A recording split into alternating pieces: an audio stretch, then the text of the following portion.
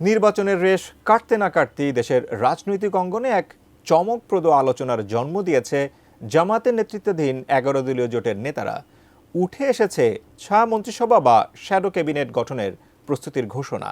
বাংলাদেশের সংসদীয় ইতিহাসে এই ধারণাটি নতুন হলেও উন্নত বিশ্বে এটি গণতন্ত্রের এক অবিচ্ছেদ্য অংশ। কিন্তু কি এই ছায়া মন্ত্রিসভা আর এর কাজই বা কি?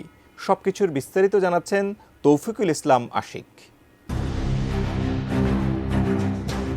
দীর্ঘ ১৭ বছর পর উৎসাহ উদ্দীপনার মধ্য দিয়ে অনুষ্ঠিত হল ত্রয়োদশ জাতীয় সংসদ নির্বাচন। গণভোটের ফলাফলে হা বিজয়ী হওয়ার মধ্য দিয়ে দেশের শাসন ব্যবস্থায় যেমন নতুনত্ব আসছে, তেমনি বিরোধী দলগুলোর কার্যক্রমেও এসেছে বৈচিত্র্য। এরই ধারাবাহিকতায় জাতীয় নাগরিক পার্টি এনসিপির মুখপাত্র আসিফ মাহমুদ সজীব ভুইয়া রবিবার নিজের ফেসবুক অ্যাকাউন্টে ছায়া মন্ত্রিসভা গঠনের প্রস্তুতির কথা জানান। একই সুরে কথা বলেছেন সুনামগঞ্জ থেকে নির্বাচন করা জামায়াত নেতা শিশির মনির ও ঢাকা ১৪ আসনের নবনির্বাচিত সংসদ সদস্য মীর আহমেদ বিন কাশেম। এনসিপির মুখপাত্র আসিফ মাহমুদ তার ফেসবুক পোস্টে জানান, স্বচ্ছতা ও জবাবদিহিতা নিশ্চিত করতে এবং সরকারের কার্যক্রমের ওপর ওয়াচডগ হিসেবে কাজ করতে তারা ছায়া মন্ত্রিসভা গঠনের প্রস্তুতি নিচ্ছেন। এর আগে সুপ্রিম কোর্টের জ্যেষ্ঠ আইনজীবী শিশির মনিরও একই ধরনের প্রস্তাব দিয়েছিলেন। কোয়ালিটি সম্পন্ন আন্তর্জাতিক মানের still bar CSRM, committed for better still. মূলত সংসদীয় গণতন্ত্রের ছায়া মন্ত্রিসভা হল বিরোধী দলের এমন একটি বিকল্প কাঠামো যা নির্বাচিত সরকারের প্রতিটি পদক্ষেপ নিবিড়ভাবে পর্যবেক্ষণ করে। যুক্তরাজ্য, কানাডা বা অস্ট্রেলিয়ার মতো উন্নত দেশগুলোতে এই ব্যবস্থাটি অত্যন্ত শক্তিশালী।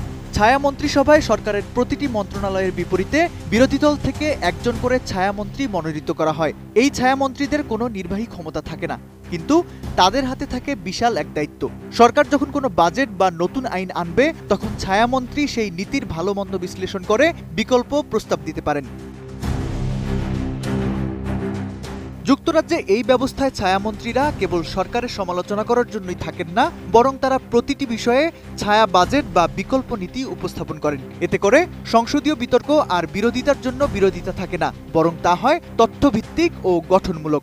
অনেক সময় দেখা যায় বিরোধী দলের যৌক্তিক পরামর্শ সরকার গ্রহণ করে এবং সংশোধিত আইন পাশ করে। বাংলাদেশের প্রেক্ষাপটে এনসিপি এবং জামায়াত যদি এই ব্যবস্থা কার্যকর করতে পারে, তবে তা হবে সংসদীয় গণতন্ত্রকে পরিণত করার এক বিশাল মাইলফলক।